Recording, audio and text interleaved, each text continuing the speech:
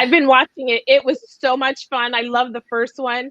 You guys were so good. It was so cool. I love it. I love that whole show with Maggie Sottero and I love Madeline. I love her, you know. So Madeline was amazing. She's amazing. Really? She's amazing. That was all her idea to like be in the studio with the models. Like she's very savvy. Oh, she's one of the most brilliant designers and human beings in this industry. Like she has supported young people at the FIT high school. Yeah.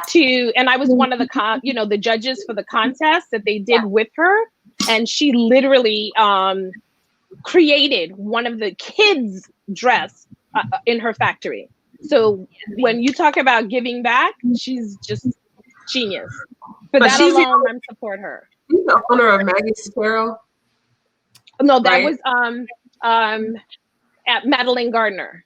Yeah. Maggie Sottero, she's huge now. Like she's on that diversity train. She loves met her. Yes, I love the video you guys did Love Stories with Lyris, and just amazing, and the diversity that you guys had in such a great outdoor space. Oh my God, you guys killed it. That was all Juliet and Catherine. I literally had nothing to do with it. Lyris is such a pro. Like she's amazing. She's amazing. And she's even more beautiful in person. I don't know. Totally. She was one of my covers. Start, guys. Oh yeah. Okay. Okay. Yay. Thank you. Have a good show. Yeah.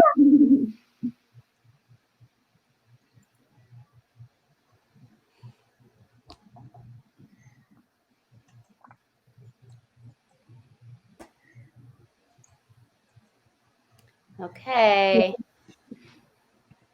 We are live. I'm watching everyone sign in. Hi, everyone. I see Fania, our friend of all the hosts here. Hi, Fania. Let's see. Leslie, Diana. You guys, tell us if you're just joining, say hi in the chat. Tell us who you are and where you are and how you found out about today's event. We love to know who's with us. We'll take a couple minutes before we kick off so everyone can join and start chatting. I feel like this is like the happy hour of Bridal Fashion Week that would normally happen in person, but we're at home, so we're doing the best we can. I was so happy to do this because I literally miss so much getting just, dolled up for Bridal Fashion Week, and at least it's an opportunity to do my hair and makeup and, remember last year. Exactly. It's so true. I feel like, I came downstairs, I'm in my house and I had like a real shirt on and lipstick and my family's like, what's going on? What are you doing? Does that mean you didn't have a bottom on? Because you said you only came down with shirt and lipstick. I had blue jeans. You had no bottom, right? Blue jeans, but also gym socks. So like, don't be fooled by the top. Let's see. Who else do I see? I see Yemi. Hi, Yemi. Hi, Yemi. I see Candace, Sam, Clarissa, Michael. Lots of people. Everyone tell us if you haven't yet. Say hi in chat. Hi, Diana. Diana, hi. Where you are. Okay. I think as people are continuing to join, we can just start to get started, if that makes any sense. Start to get started. So, but if you're just joining now, please welcome and tell us in chat who you are and where you are. I'm Rachel. I'm the founder and CEO of Love Stories TV, and I am so excited and honored to be here with some of my favorite, most talented women in the bridal industry who are all going to introduce themselves shortly. You'll learn a lot more about all of them. But I just wanted to tell you a little bit about how this event came to be. Some of us have known each other for years, and some of us just met when Myrdith introduced us several months ago.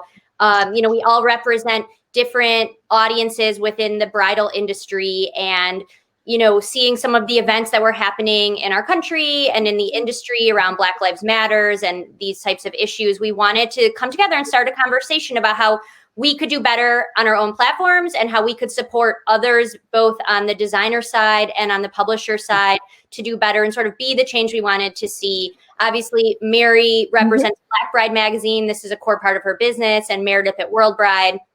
Alex and Love Stories TV have really diverse platforms, but feel we can always, you know, take on more and be more supportive. So we've been having some amazing conversations about really serious stuff and really fun stuff like bridal fashion. And we thought it would be great to come together and sort of do a rewind, a look back at some of the styles that have been shared in Bridal Fashion Month so far. So if you haven't been following Bridal Fashion Month, it's an initiative by Love Stories TV where we are working with some of the top designers in bridal fashion to showcase their collections for all of you. Usually only editors and buyers get to participate in Bridal Fashion Week and Bridal Fashion Month, but because of the health crisis, everything's happening online.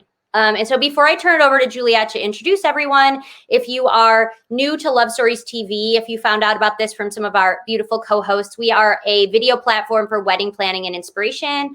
On lovestoriestv.com, you can watch real wedding videos from all over the world.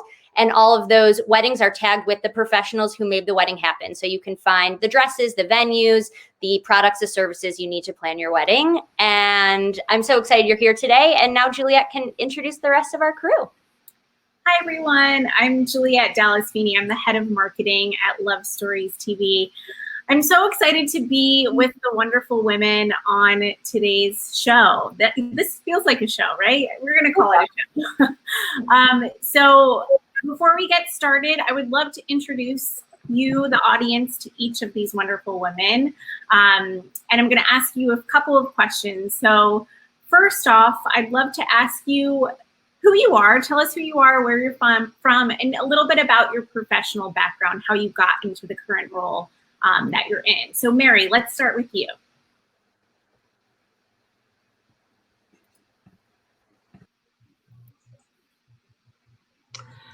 Okay, I'm Mary Chatman from Black Bride magazine, and I have such a long history, a long story of how I came to Black Bride. But first of all, I want to thank Myrdith McCormack for bringing us all together. Myrdith, you're so dynamic. You know, I'm so excited about working with you. I love all of these ladies. You know, we've been chatting, like, you know, Rachel said, offline. And Rachel, thank you so much to you and your team for putting this together.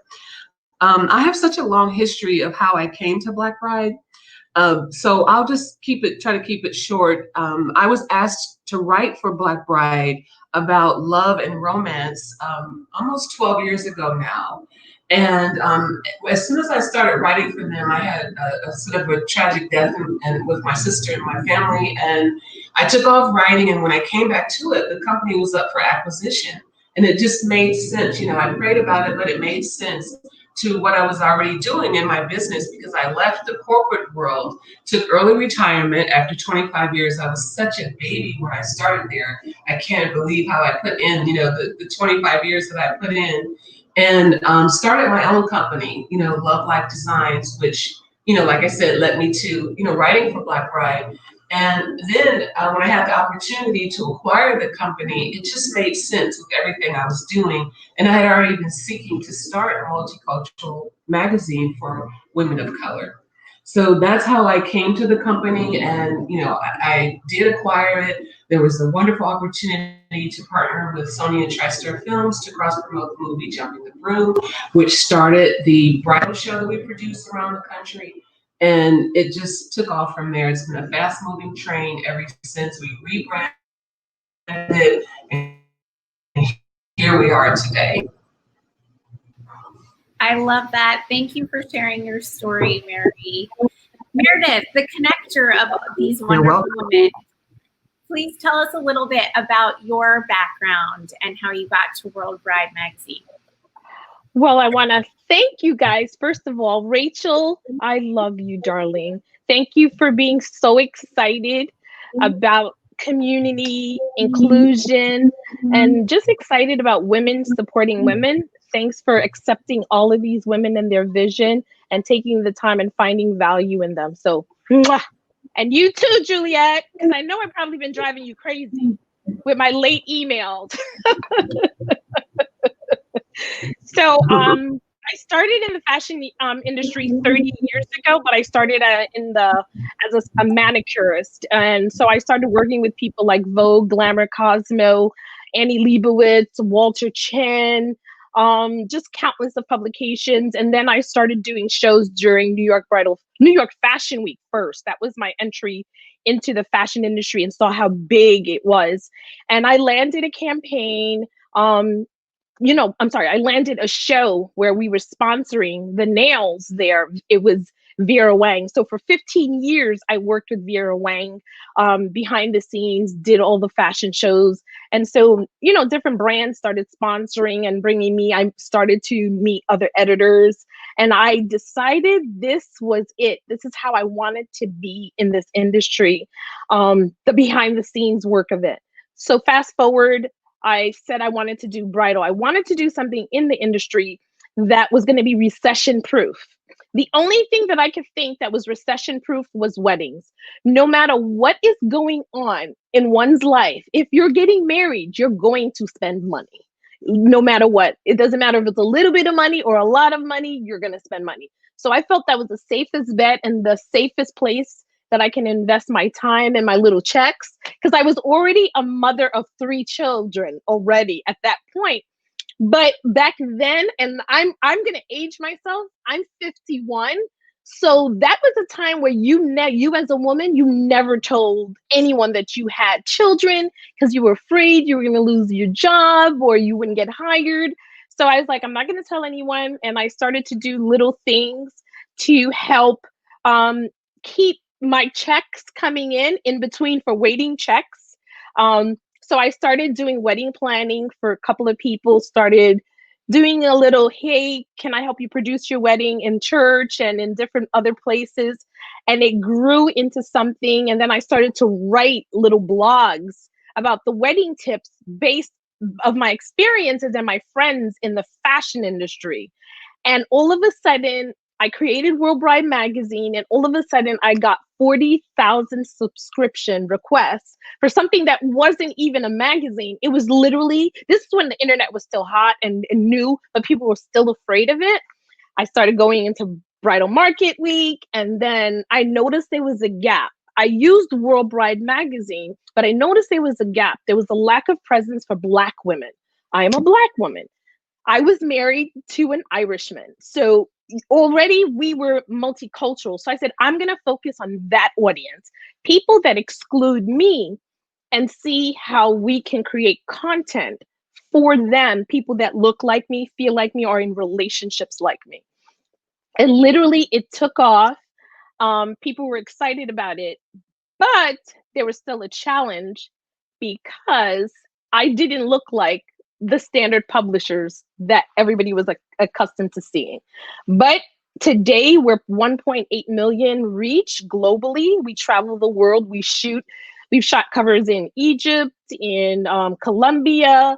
We go to Dubai and Italy, London. We get invited to Paris Fashion Week and you name it.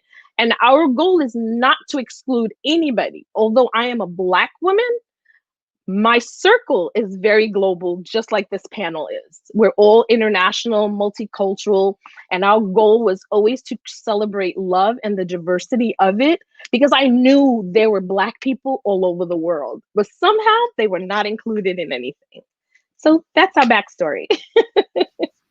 I love that. So inspiring to hear your story, and also just, it's so obvious that representation matters, like no matter what, especially in weddings. There's people get married every single day all over the world. Love does not have one single type of style or look. So I'm excited that we're here with all of you to really show proof of that. Alex, on to you. Tell us a little bit about how you started Belle the magazine, how you got to be where you are today. My story is a little different, actually, or very different. I started as a bride. So when I got engaged, I live in El Paso, Texas, and my parents, I am a Mexican immigrant.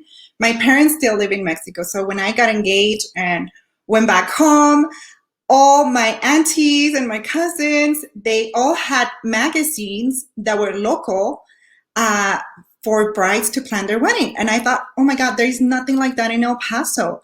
I'm going to do that. I'm going to bring that to my community. And since we are binational, 3 cities, dynamic community that is bilingual, I created a bilingual bridal magazine. That was 15 years ago. And my husband, back then my fiance, he was in publishing already. So it was easy for us to do the transition from, I was just out of college and he was working in publishing, and we just came together and created the magazine. And then we decided after the recession to close the publication in print and dedicate it only online. So we have been online for almost 11 years. And the content that we share, I started just sharing content that I like, that I feel like other girls like me will like. And we had been doing that since then. We focus a lot on bridal fashion, which makes me really excited to be here. I work a lot with a lot of the designers. And we also share sophisticated ideas for couples. And that's another thing we had changed recently. We used to be called the wedding blog for the sophisticated bride. Now I call it the wedding blog for the sophisticated couple. So we are being more inclusive on all rounds. We had always been diverse, but we are definitely putting more effort and being more intentional about diversity lately. So that's my story. That's great. So kind of as a piggyback on what you were just saying, I'd love to ask everyone, with the way that the world has changed so dramatically, particularly in the past 6 months, there's been a lot of unlearning, relearning. We've slowed down a lot, but we've also evolved so much in these last few months. So how has that changing climate impacted your business? Alex, do you want to add anything to what you were just speaking about? Yeah. So like I said, we had always been diverse, but I knew and I understood that my take on diversity has to be more intentional, has to be planned. It cannot be just, I am sharing ideas and sharing inspiration for brides, and the diversity just comes on its own whenever it could be, right? No, now we are planning a calendar where our editorials are diverse. We don't leave it up to chance to, show different types of brides, show different types of weddings. That is not only a bride and groom. So now everything is planned, and I feel like everybody also had to take a hard look at how we were doing business, not only on our editorials, but also with our partnerships. We're also being more intentional and trying to guide our partners to be diverse as well. And just putting our mouth where our money is, or I guess the opposite way. But yeah, definitely intentional content and intentional partnerships to be inclusive and diverse has been really big for us. Another thing that it really opened for me was I feel like this happened with all the communities of color. I feel that I got permission to be who I am, to come out and say, yeah, I am a Latina and I'm super proud of being a Latina, and I don't look like the other editors or talk like the other editors, or my name is not like the other editors, but that's okay. And that was also something that the Black Lives Matter movement brought to all the communities of color, which was amazing. Thank you for sharing that. That means a lot to hear from you. So thank you. Myrdith, I'd love to know from you how World Bride magazine has changed in these last several months.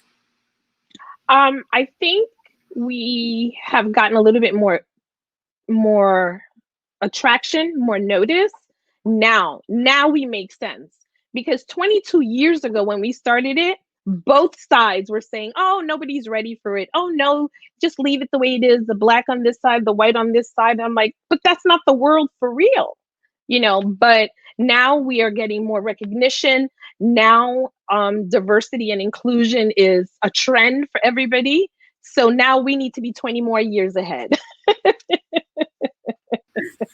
So I got to come up with something else that's going to, you know, solve the world's problems again.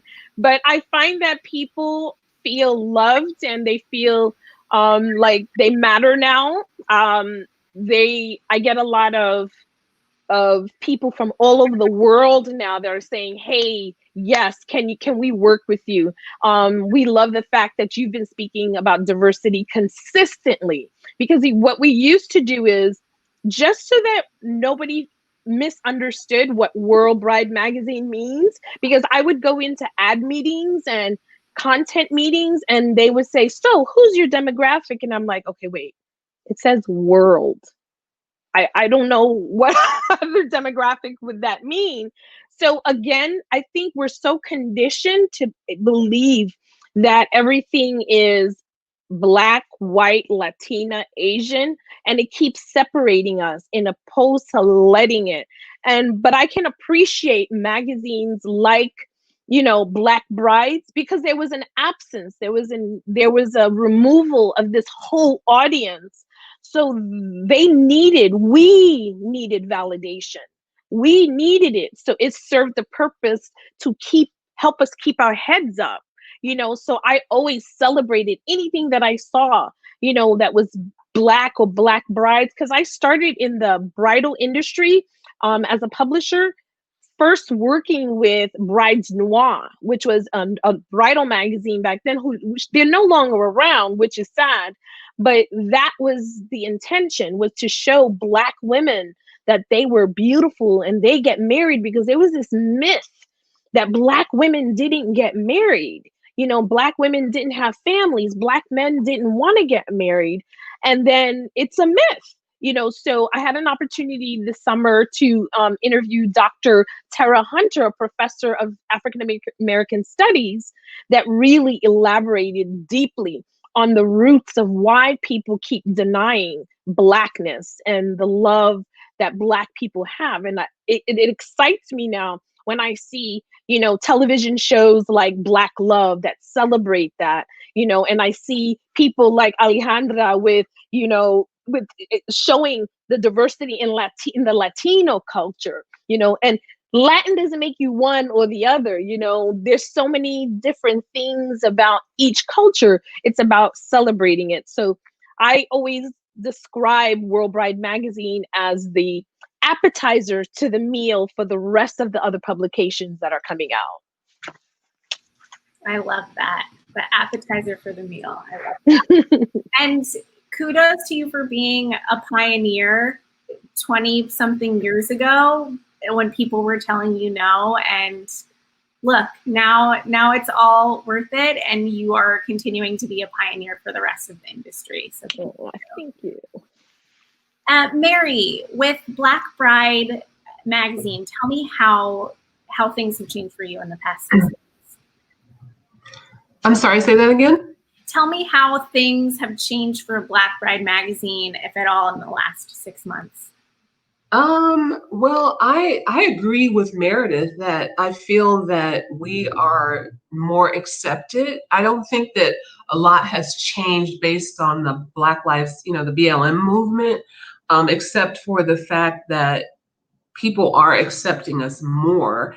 And because we are, you know, Black Bride, it has been difficult, but I see a lot of change. I see people wanting to partner more with us. I see the fact that, and it's sort of to piggyback off of what Myrdith said, it's not just about, you know, Black people getting married or showing that, you know, we marry, but that we stay married, because, you know, that's why we have After the Aisle as well. And that, you know, we marry well, you know, the women, you know, they want, you know, beautiful fashion, and, you know, they want to look gorgeous, you know, and be on the cover and see things that look like themselves, you know, which is part of why Black Bride was even launched, you know, 22 years ago, was because there was this void. And so it feels that, I feel that Black is now being more accepted, but I do know there's a long road ahead. And I remember what Denzel Washington once said about Black, you know, the word Black, and just the whole idea behind Black is that he would be glad, and I will too, and all of us, you know, will, when the day comes when Black is not a bad word. It's not associated with negativity, that it can be accepted, because even Vogue is about Black. When you think about like the color, they you know, that's their color is Black. Everything has an underlying, you know, Black is used to make up all the colors actually. And I feel like Black people, it's sort of like Latino, it's not about, you know, complexion with our culture, because we have many complexions. Our culture makes up many complexions as well. And I feel that, you know, we need these platforms, you know, like World Bride and, you know, Belle the magazine, to showcase that all women are beautiful and all women deserve to be featured and shown that we like nice things, and we marry well, and we stay married, and we're not, and you know, Black is not a bad thing. It's beautiful. Black is beautiful. And so I really haven't, I love the change that I'm seeing in terms of embracing that. That's what I'm really loving about all of this, is that we are being embraced. And because I think people have had fear in the past of even having us on their platform, us meaning Black Bride, because, you know, they were afraid of it, afraid of the name Black Bride, not just the name, but all that comes with it as well. Thank you, Mary. I'm so grateful that all of us can be on this platform today to truly collaborate, and to what Rachel was saying before, really be the change that we wish to see in this industry, and to really celebrate love. So Rachel, I'm going to hand it over to you so we can get into some of the fashions from the past couple of weeks of Bridal Fashion Month. So take it away. Great. So what we're going to do in today's event is, if you've been following Love Stories TV Bridal Fashion Month, you know we've had a few live shows. So we asked our friends to take a look at those live shows and pick out some of their favorite styles from those, and then also pick some new designers that may or may not even be a part of Love Stories TV Bridal Fashion Month, and bring those in as well. Because as we've been discussing, it's all about, showcasing all different kinds of styles and opinions and points of view. And also, you know, I think something in the industry, we think a lot about diversity and showcasing Black models and Latina models and diverse models, but it's also about the talent behind the clothing as well, right? Who's creating it. And so I think, you know, what you see are real couples on Instagram, or what you see are models on blogs and magazines, but it's also like who made those fashions. So, you know, I was really excited to have Myrdith and Mary and Alex maybe introduce us to some designers that we either don't know or don't work with yet. So I'm really excited. We're going to kick things off with Maggie Sottero, who was our first show in Bridal Fashion Month. And as I said, I asked each of our friends to pick one of their favorite styles for the collection. So we're just going to go through, and we'll start with Alex. Tell us about the style you chose and why you love it, or why you see it as a trend, and why you're excited about it. Oh my God, I love the trains now. So we are seeing so many amazing trains, and the cathedral lamp and the illusion behind it, and also the shapes. Now they're not the classic round.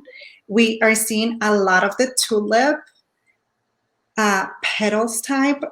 I am just loving it. I think it's also great for mini monis or micro weddings, because a lot of people are not doing the reception. They are just getting married. And what a better way to showcase in your ceremony when you're giving everybody your bag, right? You're just looking at the efficient, and everybody can see that amazing train.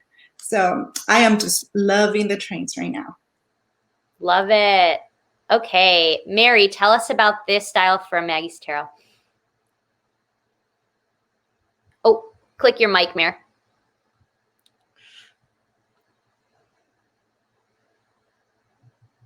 There you go.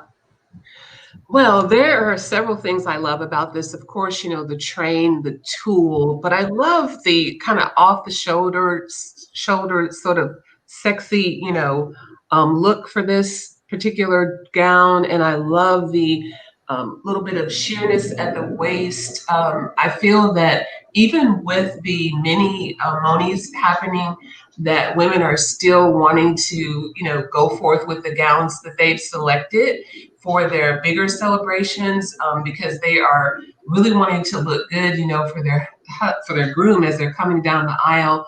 And even in the backyard weddings or small locations, the dress can really pop. And so what I love about this is just the sheer tulle at the bottom. Everything about it is very sexy. And then, you know, plus size women, you know, they want to look good too. And they want to wear something that's form fitting, that really shows off their hips and their waist. And I feel that this dress, the Joss, really, really does that very well. Myrdith. Oh, I love this. I love this. And like Alejandra said, the trains. I love this for the train. My daughter is a curvy girl, you know, so that's when I realized, you know what? She's not going to look good on everything, but she's going to look good on whatever it is that she picks. So we had to pick a designer that can embrace that. And although I didn't pick Maggie Sottero has always embraced curvy girls. And I love the details that she puts. And it's not a matter of Maggie Sottero taking a skinny girl dress and upsizing it.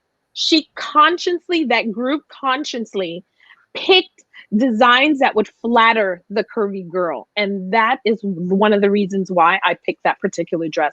There's still that elegance, that classic elegance of lace and with the right detail, but the back of that was giving me sexy at the back, upper back, but it allowed the woman to be able to wear her undergarments to suck everything in and make it really nice and tight, you know? So I love this dress. And of course, Lyris Cross. We all love Lyris. We're like the Lyris fan club here. Exactly. Oh yeah, this was another one for me. The reason why I picked this one, because of the current situation that we're in right now. If you're not thinking about having a big wedding and you can't because of the limit of size and the venue that you're going to, I think this is perfect. It still says wedding, and either you're doing something in a small garden, if you're doing something in at home, you're still a bride, but it's still chic and sexy enough in case they do open doors and, you know, City Hall opens up again. You can go there to City Hall and wear this, and the neckline, classic. And Jules, this was your pick too, right? I picked this one too, Myrdith. I love this one. The T length, I'm all for the T length for wedding dresses. It never even occurred to me to do T length for a wedding dress, but it lets you show off really nice shoes too. Oh, absolutely.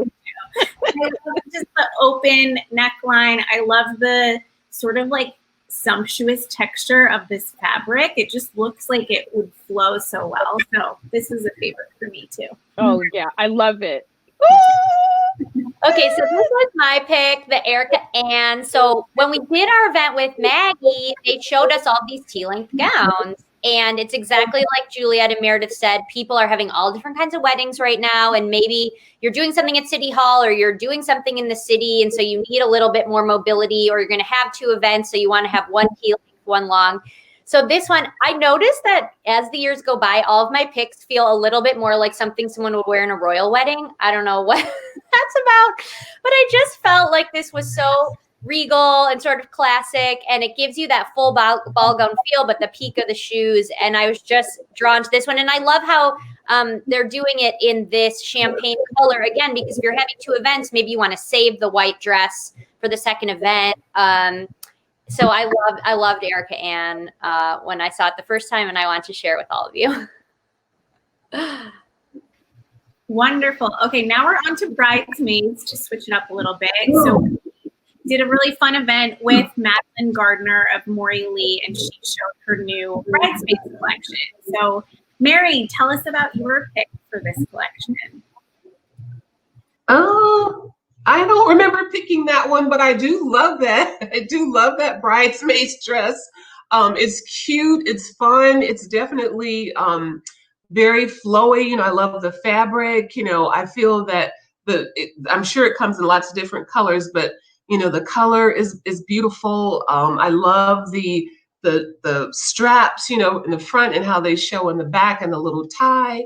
And of course, you know, short dresses I think are trending with bridesmaids, especially with the smaller weddings now.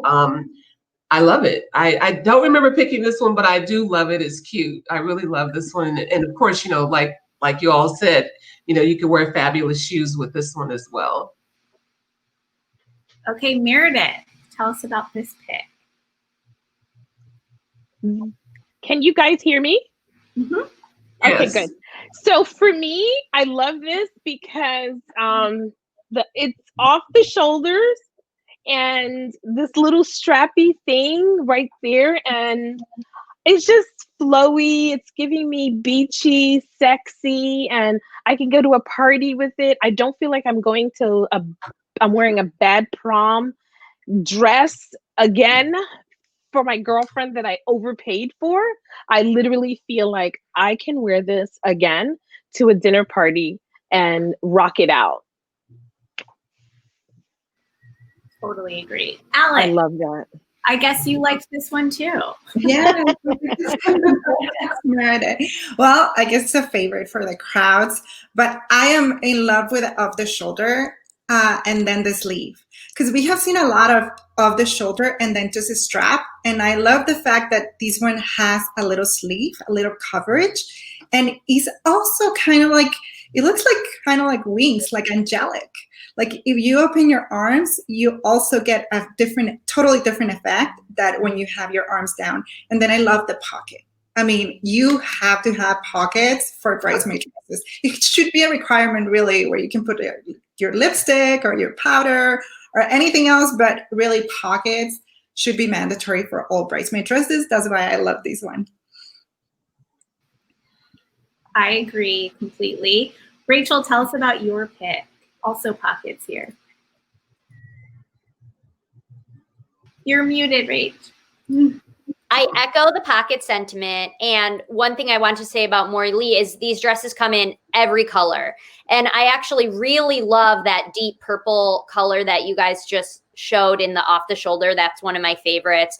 And I know that sage and some of these greens are really, really popular. Love the pink as well. So I really liked that it ties on the shoulder. I thought that gave it sort of like a casual, fun, really young vibe. And also like the people in the back. So, you know, dittoing what Myrdith said, I think anytime you can make a bridesmaid's dress feel a little more just like a dress and echo like the styles that you're seeing and ready to wear on the runway, like that makes people feel, you know, that it's fresh and fun. And so I thought those two elements are really like, and the slit, like, come on, you're a bridesmaid. Like, you know, it's the bride's day and you're trying to make the bride feel like the star, but like, you want to look good. And something I always say is like, fun bridesmaids make a wedding. Like, you know, who's going to be out there dancing is bridesmaids. So if the bridesmaids feel a little sexy and a little fun, like they're going to keep the party going. So I think this slit is just going to contribute to like fun weddings in 2021. I agree. That's a good dancing slit. This was my pick. I loved this dress for a couple of reasons, pockets being one. I think all of Morilee's bridesmaids dresses in this collection had pockets actually, which is such a plus. But I love the double strap on the back. And you can't tell by looking at this, but they are adjustable too. So I've been in bridesmaids too many times to count. I'm 5'1". I would end up spending so much in alterations from these bridesmaids dresses that were already like expensive for me in my early 20s. And I love the fact that these types of dresses that she's made in this collection, there are just far less alterations that you'll have to make because she's thought of that in the process. And she knows that bridesmaids don't want to spend a lot of money on alterations. They just want to look good and feel good. And you can just tell from this dress, like you can move in it. It has a little peephole on the side. And I think this would be really flattering for many different chest sizes as well. I think it would really accentuate larger busted women, but also provide that support. And I think for smaller chested women as well, it gives you like a little bit of sexiness without revealing too much. So this was my choice. Love it. Okay, now we're going to talk about Morilee's little white dress other white dress parting collection. So one thing I wanted to say is to all the viewers, if you have any questions, feel free to use the Q&A section and you can upvote other people's questions. And if we have time at the end, we'll get to Q&A. And even if we don't have time for them, we will be sending out an email when this event is over with the playback. So hearing what you want to learn more about is helpful. We can make sure we send it out in the email. So Myrdith, let's start with you. Tell us why you chose Bridget. I chose Bridget because it's the coolest jumpsuit I've seen yet. It's sexy, it's sexy, and it's just sexy. It's beautiful. I love the off the shoulder. I love the V line so that you can wear your exquisite jewels, you know what I'm saying? And I don't care.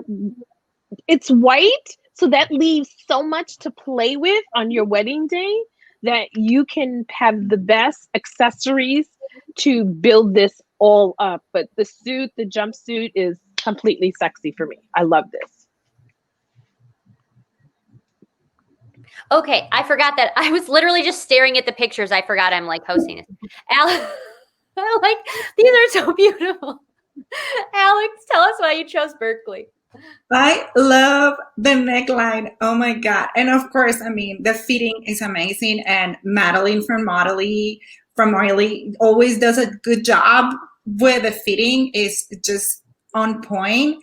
So I can just imagine how these would look on any girl. Will make her look really curvy and really like $1 million, literally. And it's a simple dress, but it's super chic. And I love the fact that the off-the-shoulder strap, again, that I was talking about earlier, gives it a more hourglass look. So it balances. If you don't have a lot of hips, it will make you look like you have hips. But also it reminiscence of that kind of like 90s vibe that is coming back, but in a really on the now way. It's not like 90s, vintage, old. It's very, very modern. I just love it. Okay, Mary. Well, I love this dress. This dress is so sexy. I see you, Myrdith. I see you, Alejandra. I see all your faces. This dress is so bomb. Like, and then also it's one that you can wear again and again, you know, especially now with the mini moons. You could wear this for any type of wedding, really. A big wedding, a small wedding. It could be a reception dress. I love the crisscross in the back with the straps. And of course, you know, that sexy slit up the front. I am in love with this dress. The sort of plunging neckline, but just enough to give you almost like a peekaboo. So it's not showing too much. It's giving something, you know, for him to think about as he sees you coming down the aisle. I absolutely love this dress. I'm in love with this dress. I love the little train in the back, you know, just to give it that true bridal, you know, look. I agree. Jewel. Okay, this was my pick. If you're sensing a trend, I'm into the T-length this season. I think it's really fun, and I could see this in a backyard wedding, at like a small courthouse wedding, but I could also see this for any of the bridal events if you're getting married next year, and fingers crossed you will have those bridal events.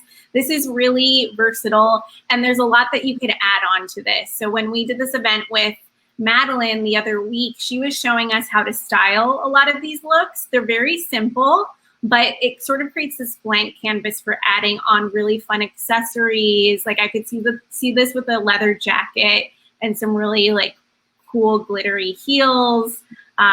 Maybe even a tiara, because why not? I feel like this dress is so fun and playful, so you can do a lot with it.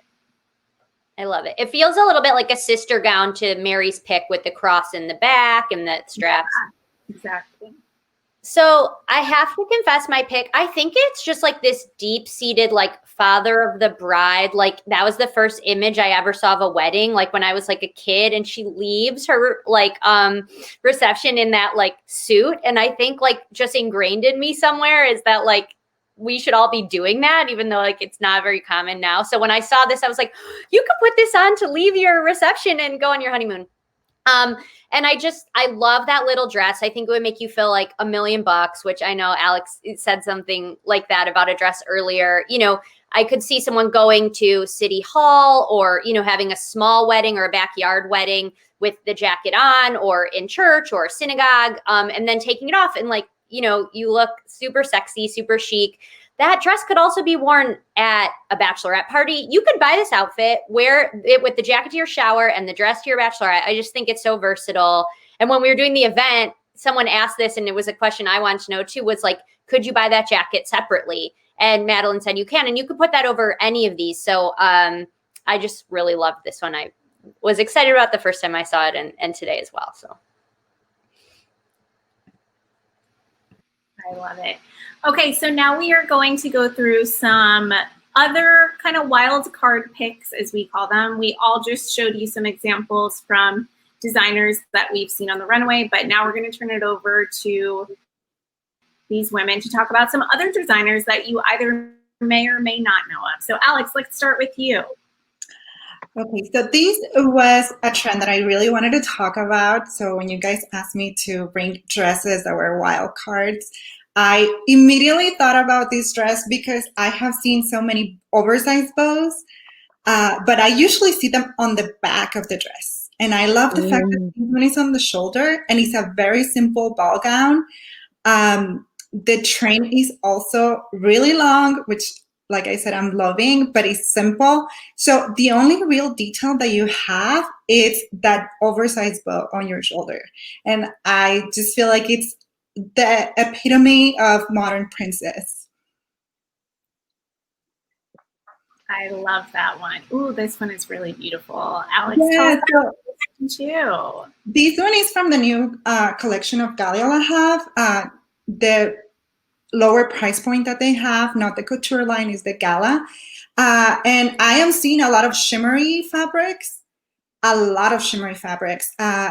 lot of dresses that have that corset showing the boning, either with illusion or, in this case, not so much illusion, but showing the boning of the corset. And the sweetheart neckline is something I have seen a lot, and those shimmery fabrics everywhere. So I really wanted to talk about that because all the dresses that I have seen are really simple. They really have nothing. It's just the fabric showing off and making a sparkly statement. So I feel like they're perfect to bring a little bit of glamour to small weddings that are happening right now. So it doesn't have to be simple. It doesn't have to be just subtle. You can wear a dress that has not a lot of adornment, but the fabric is gonna take it to the next level. Beautiful. I love that. Gorgeous. Mary, tell us about your picks.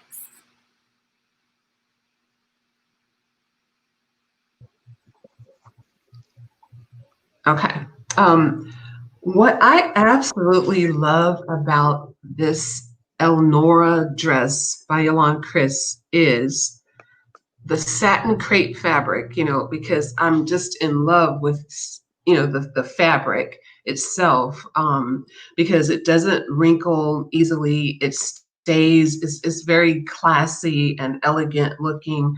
I don't know if you have the back view of this, but it's a wraparound bow that I really love. And I love the way that it kind of has it flows right into a mermaid silhouette.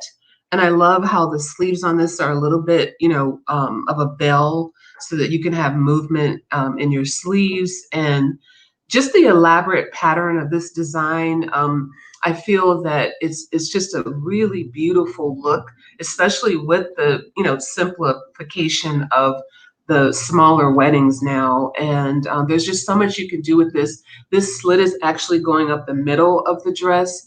And I just love this dress. It's sort of a cut of something different, you know, that I love that brides are now doing different.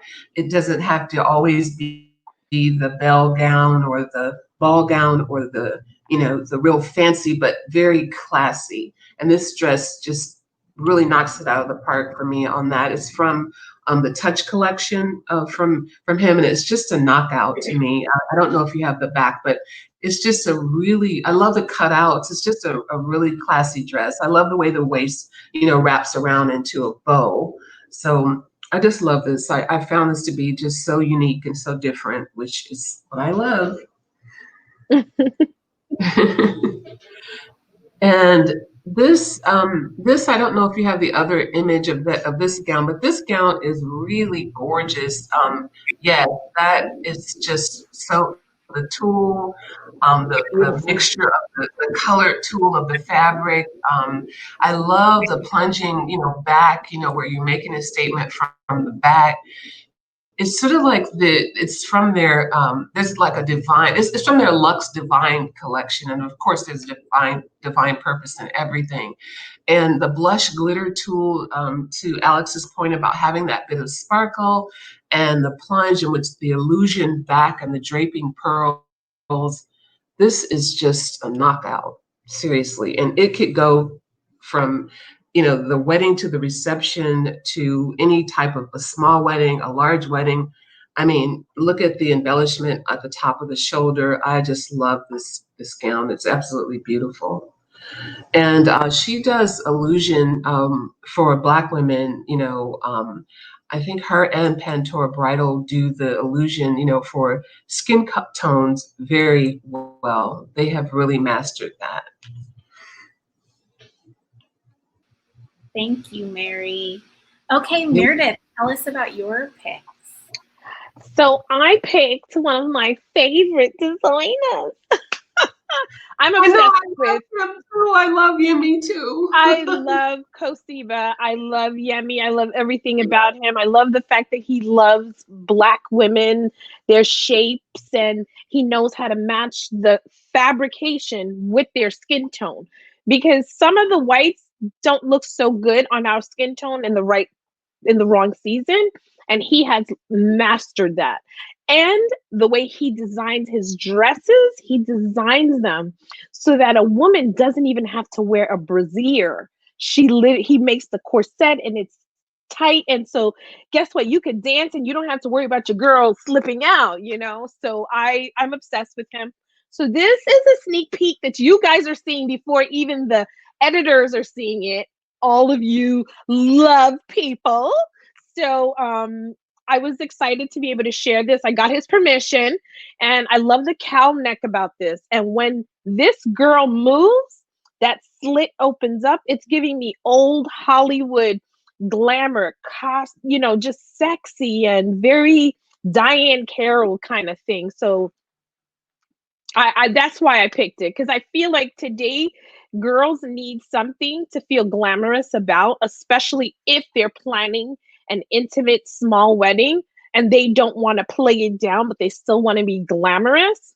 And I feel like this is a kind of dress that's still giving me, like I said, old Hollywood. I can see an actress wearing this on the red carpet. So this to me is a re-wearable, reusable, recyclable dress.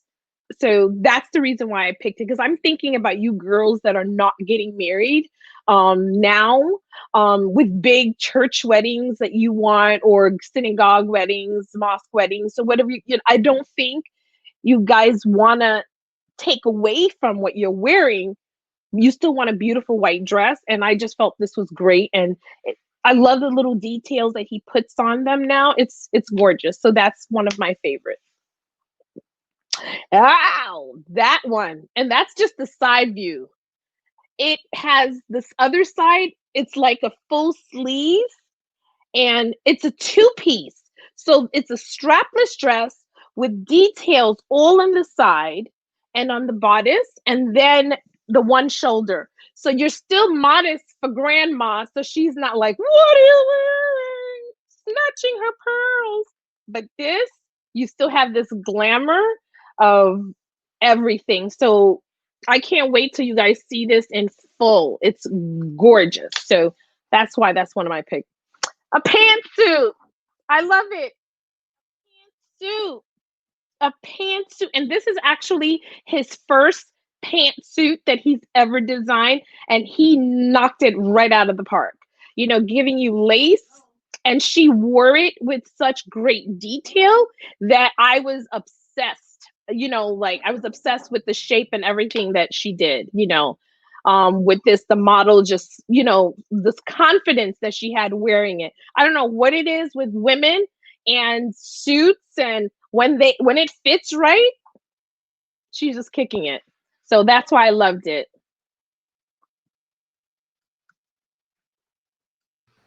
I love that. Thank you, Myrdith. That model was like oozing confidence. I agree. I totally agree. Something about pantsuits and jumpsuits, right? Like it does make you feel like you can do it, whatever it is. So I loved this gown by Enzoani. I think the lace is gorgeous. I really like how it has that fit mermaid trumpet style, but it also has the straps. I have a thing about straps. I think it's like, I wore a strapless at my wedding, even though my mom told me not to. And I was going like this all night, even though the dress fit, you just like can't help it. And so now I like see straps. I'm like, straps. My mom was right. So I love those little straps. But really what I love about this is that cape, you know, coming down the back. I mean, she looks like a queen, fairy, princess. It makes you want to do this. And I just think you would put this on and walk down the aisle and just feel so special and amazing with that train cape behind you. I can't stop looking at it. I love it. And also, you know, Mary was saying earlier in the presentation just about, you know, the fanning out of a gown or a cape or a veil, you know, when you're looking at a photo like this. I mean, imagine taking a photo like that. You're going to feel epic. And obviously we think a lot about videos at Love Stories TV, and you could just imagine that like walking down the aisle. So as soon as I saw it, I just wanted to put it on and fly around. And so this one is from Paloma Blanca. And as I mentioned earlier in the presentation, if you go to bridalfashionmonth.com, we have the links to all of our live events, but we're also showcasing collection videos for different designers, and Paloma Blanca is one of them. And this felt like a Bond girl gown to me. This felt like something I could see like in Monte Carlo or like at a fancy gala or at a wedding. And it has a huge bow on the back. And I think that's a theme on a lot of these gowns this year, are these bows. And to Alex's point, they're done in this really modern and fresh way, you know, but it is sort of reminiscent a little bit of the 90s and new take. And I love a bow. And I think that waistband would just make you feel like great. And Mary made a good point about the illusion. So there is some illusion in that strapless. And I just think it's really well done. And I just loved this gown. So. Okay, my picks. So this is from Karen Willis Holmes. It's the Annabelle dress. The feathers is what did it for me. I love a wedding dress with feathers, but also the unique detail of that lace. This is from their Elope collection. So they came out with a couple of kind of understated, but still really special pieces for these smaller weddings that are happening. And I feel like this dress is sort of like if the boho bride finally realized her queen energy and just accepted it and added these feathers to embrace her regalness. I also picked a Paloma Blanca gown. This one, which you can't tell from this photo, so it's a one shoulder dress that has a bow on it, but there's also a removable cape. So you could imagine, to Rachel's point about her Enzoani pick, just the amazing video that you would get from seeing that cape kind of floating in the wind. And this dress also has a belt and is a little bit more structured.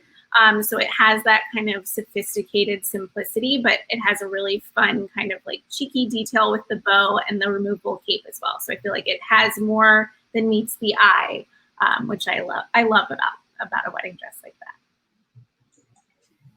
Okay, I think those are all of our picks. I feel like we could have done that for many more hours.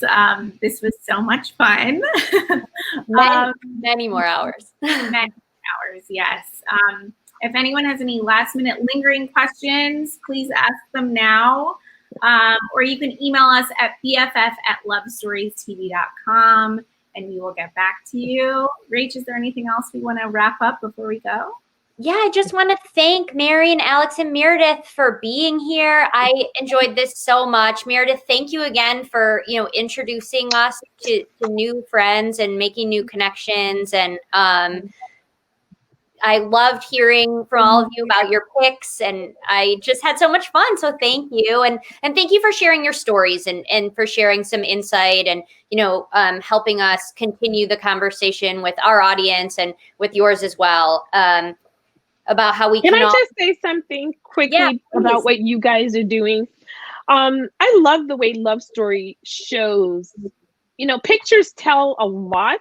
You guys actually show the videos, the tears, the pain, the joy.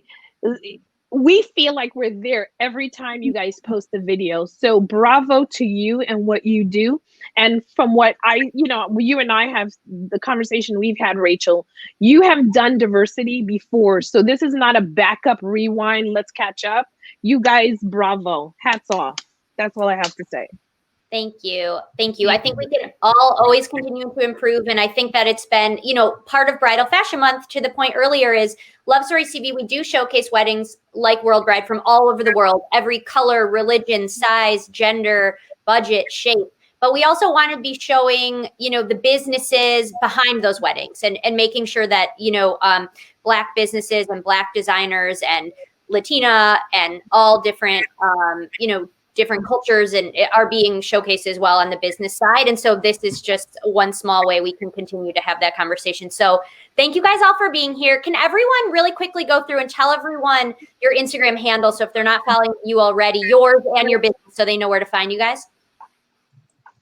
Yeah, I'll go first real quick. So Alex from Belle the Magazine, and you can find me at Belle the Magazine on Instagram, and that's BELLE the Magazine. So yeah, send me a DM if you have any questions or if I can help you with anything. I'm very responsive on my DMs and I would love to connect.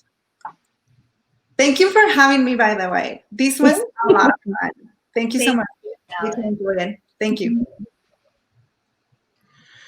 I'll go next. This was so much fun. Thank you again for having me. Rachel, it's so good to finally meet you after working, with your team before.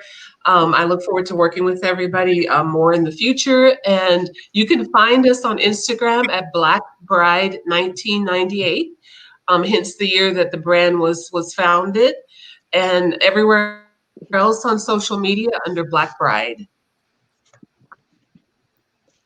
And thank you, everyone. Thanks for the support. It's World Bride Magazine. Across the board, I think the only one is Twitter that we're still trying to build is World Bride, but for everything else from Facebook, Instagram, the website, it's all worldbridemagazine.com or World Bride Magazine. Thank you so much. Amazing. So thank you, ladies, so much. Everyone who attended today, stay tuned. We'll be sending out an email to all the event registrants with a playback video and more information about the styles that we showed and about the host. So thanks for spending some time with us this afternoon. And don't forget, if you enjoyed today's show, visit bridalfashionmonth.com to register for your all access pass, so you'll get reminders about all the other designer events that we're doing, and part 2 of today's event, where we're going to have Brittany from Love Inc., Lynn from Signature Bride, and Fania, one of our friends in the journalist space who does an amazing job covering all different types of diversity in the industry. And it's going to be great. And it's sort of a part 2 of today. So we'll see you then, and have a great day. Thanks, everyone. Bye, everybody. Bye. Bye.